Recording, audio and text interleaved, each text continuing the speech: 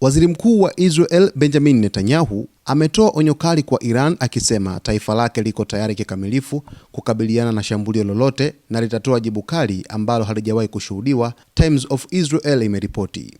Netanyahu alitoa kauli hiyo Alhamis wakati akihutubia hafla ya kufuzu kwa maofisa wapya wa jeshi la ulinzi la Israel IDF, akisisitiza kuwa Israel haitavumilia tishio lolote kutoka Iran. Tuko tayari kwa hali yoyote, na jambo moja ni hakika, kama viongozi wa Iran watafanya kosa la kushambulia Israel, watakabiliwa na jibu ambalo hawawezi hata kulifikiria, alisema Netanyahu.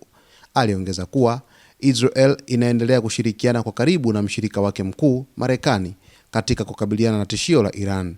Netanyahu alisema alifikisha msimamo wa Israel kuhusu mazungumzo yoyote na Iran wakati alipokutana na rais wa Marekani Donald Trump hivi karibuni mjini Washington.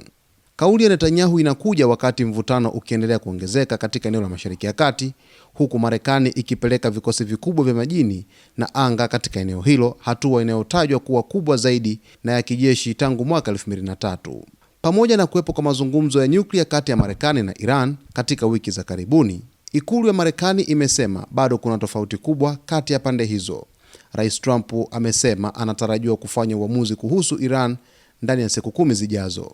Katika hotuba yake, Netanyahu alitangaza pia mabadiliko ya sera ya usalama ya Israel, akisema taifa hilo halitategemea tena mkakati wa kusubiri au kudhibiti vitisho, bali litachukua hatua za moja kwa moja kuulinda usalama wake.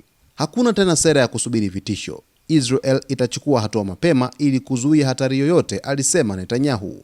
Waziri mkuu huyo pia alizungumzia hali ya ukanda wa Gaza, akisisitiza kuwa kundi la Hamas lazima livuliwe silaha kabisa kabla ya hatua yoyote ya ujenzi upya kuanza katika eneo hilo. Alisema Hamas italazimika kukabidhi silaha zake kwa hiari au kwa nguvu, akisisitiza kuwa usalama wa Israel ni kipaumbele kikuu. Kwa upande wake, waziri wa ulinzi wa Israel Katz alionya kuwa Israel iko tayari kukabiliana na adui yoyote anayejaribu kuhatarisha usalama wa taifa hilo. Naye mkuu wa majeshi wa Israel, Luteni Jenerali Eyal Zamir, alisema jeshi liko tayari kikamilifu na linaendelea kufuatilia hali ya usalama katika pande zote. Kauli hizi zinaonyesha kuongezeka kwa hali ya taharuki katika Mashariki ya Kati, huku hofu ya uwezekano wa hatua za kijeshi kati ya Israel na Iran na washirika wao ikiendelea kuongezeka.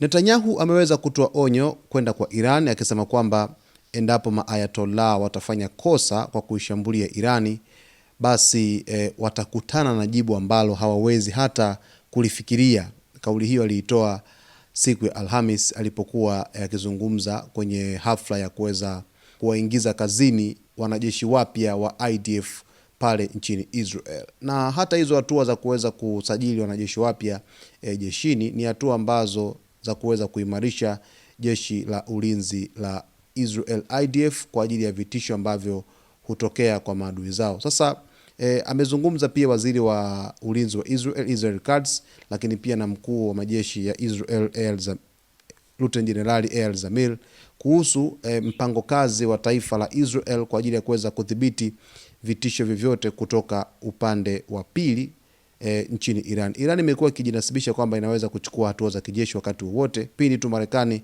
itakapochukua hatua dhidi yake. Basi mtazamaji wetu, kwa taarifa zaidi endelea kuungana nasi wakati wote kwa kusubscribe channel yetu, kulike, kucomment pamoja na kushare.